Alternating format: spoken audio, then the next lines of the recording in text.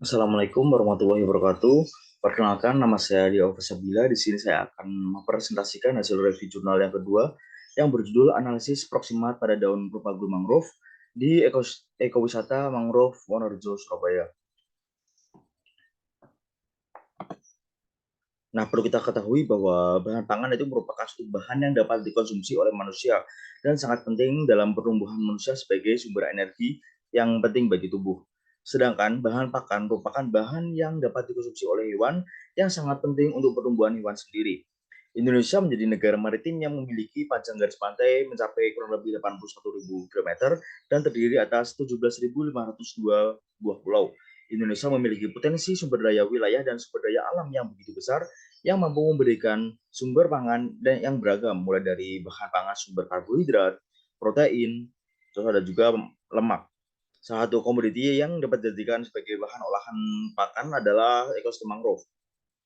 Ekosistem mangrove ini memiliki potensi yang tinggi dalam bidang industri makanan, farmasi, obat-obatan, bahan pakan, dan lain sebagainya. Kawasan mangrove di Wonorejo, Surabaya, merupakan ekowisata yang terletak di kota Surabaya, tepatnya di daerah muara pertemuan air, sungai, dan perairan laut. Pada perairan tersebut menjadi habitat berbagai jenis mangrove. Salah satunya yaitu adalah Avicenna ESP yang tumbuh pada lokasi tersebut. Di lokasi ekowisata mangrove Wonorejo, Surabaya, merupakan lokasi perumbuhan Avicenna ESP sebanyak 397 pohon. Selain itu juga terdapat spesies Avicenna marina dan Avicenna lanata propagul diolah menjadi bahan pangan daun, jadikan sebagai bahan pakan dan kandungan gizi pada mangrove tersebut.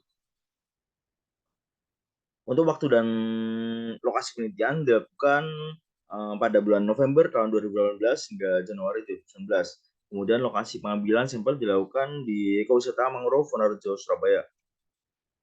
Nah, berikut adalah skema awal penelitian yang mana dimulai dari observasi lapangan, terus kemudian dilakukan pengukuran parameter perairan, terus ada juga pengambilan sampel, dilanjutkan dengan preparasi sampel hingga analisa proksimal. Kemudian kita masuk ke hasil dan pembahasan. Yang pertama itu adalah kandungan air. Kandungan air pada kawasan mangrove ini termasuk tinggi, tetapi kandungan air tidak tergolong kandungan gizinya. Nah, berdasarkan hasil analisis kandungan air pada spesies Avicenna marina dan Avicenna lanata pada dua titik yang berbeda menunjukkan bahwa pada mangrove Avicenna marina ini terdapat nilai rata-rata sebesar 63,31% dan lebih tinggi daripada Avicenna lanata, yaitu sebesar 56,03%. Nilai tersebut menggambarkan kondisi sampelnya di mana sampel daun dan propagul pada Avicenna marina ini lebih segar. Perbedaan nilai kandungan air disebabkan oleh perbedaan spesies, musim, dan lokasi pengambilan sampelnya. Kemudian untuk kandungan abu pada sampel propagul mangrove Avicenna marina terdapat nilai rata-ratanya yaitu adalah 0,49%, lebih tinggi dari Avicenna lanata yaitu sebesar 0,47%.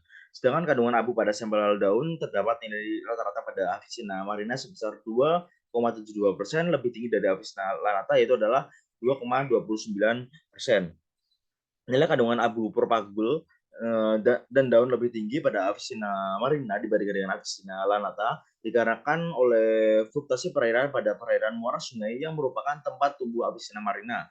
Nah, perbedaan kandungan abu dapat dipengaruhi oleh fluktuasi perairan. Kemudian untuk kandungan lemak, pada nilai rata-rata kandungan lemak pada sambal propagula Avicenna marina sebesar 0,58%, lebih tinggi dari Avicenna lanata sebesar 0,52%. Tingginya suhu perairan dapat mempengaruhi rendahnya kadar lemak. Pada titik kedua, suhu itu adalah 29,8 derajat Celcius, lebih rendah dibandingkan dengan titik pertama yaitu sebesar 30 derajat Celcius. Untuk kandungan protein, pada nilai rata-rata kandungan protein, sampel propagul Avicenna marina sebesar 0,03%, lebih tinggi dari Avicenna lanata sebesar 0,02%. Tingginya parameter suhu perairan dapat mempengaruhi rendahnya kandungan protein. Nah, suhu yang berbeda memberikan pengaruh yang sangat nyata terhadap kandungan protein pada masing-masing spesies. Untuk kandungan serat, pada sampel propagula Avicenna marina sebesar 0,26%, lebih rendah daripada Avicenna lanata sebesar 0,39%. Pada sampel daun, nilai rata-rata kandungan serat Avicenna marina sebesar 0,67%, lebih tinggi dari Avicenna lanata sebesar 0,52%. Analisis kandungan serat kasar dipengaruhi oleh beberapa poin penting, di antaranya itu adalah temperatur reaksi, terus konsentrasi reaksi dan jenis reaksi yang digunakan. Untuk kandungan karbohidrat pada sampel Propagula officina marina sebesar 33,3% dan daun sebesar 31,95%, lebih rendah dari Propagula officina lanata sebesar 42,54% dan daunnya adalah 35,45%. Karbohidrat berasal dari tumbuh-tumbuhan, karbohidrat dan karbohidroksida atau CO2 berasal dari udara dan air terbentuk melalui fotosintesis klorofil tanaman dan dengan bantuan sinar matahari. Dari hasil tersebut dapat kita ambil kesimpulan bahwa perbandingan antara kandungan proksimat daun Avicenna marina dan Avicenna lanata diperoleh nilai sebesar alfa 0,05, sehingga dapat disimpulkan bahwa kandungan daun mangrove kedua spesies tidak terdapat perbedaan yang signifikan. Dari hasil statistik perbandingan kandungan proksimat Propagula Avicenna marina dan Avicenna lanata diperoleh nilai lebih besar dari 0,05, sehingga dapat disimpulkan bahwa kandungan Propagula keduanya tidak ada perbedaan yang signifikan. Sekian presentasi dari saya, kurang lebihnya mohon maaf. Wassalamualaikum warahmatullahi wabarakatuh.